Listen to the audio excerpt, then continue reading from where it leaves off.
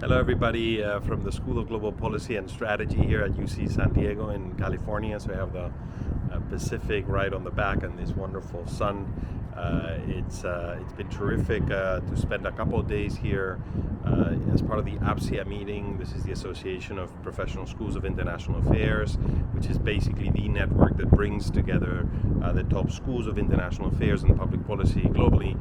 And every January, the deans and directors of these schools meet to discuss the state of global affairs and the future of higher education in international affairs and in public policy. It's been a fascinating set of discussions.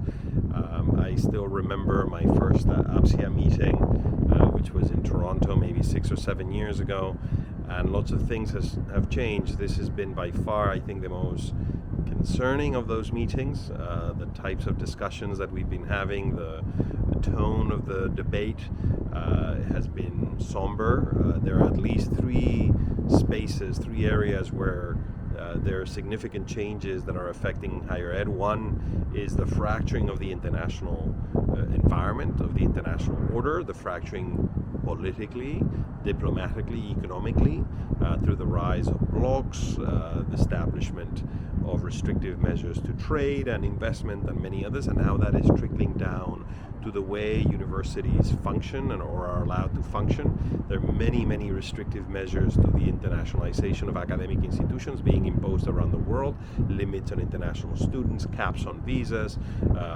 restrictions on working visas after study, measures like that in Australia, in the Netherlands, in the UK, in the US, and in other places. So that is one.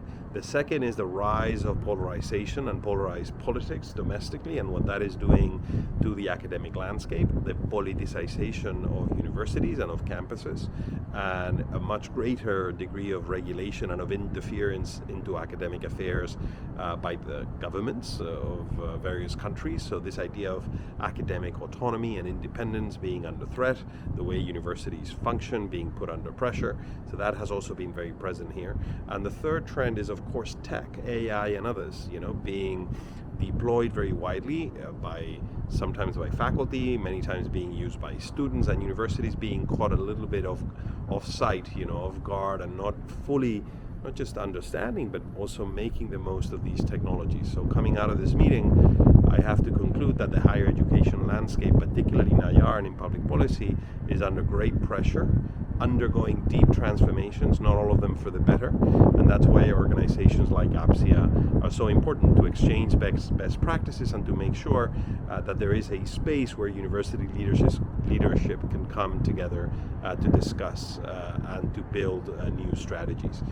Clearly our function remains central. We need to train the next generation of public leaders and of leaders that want to work in the international space, not just in the public sector, and that have a sense of public service, that want to work for the common good.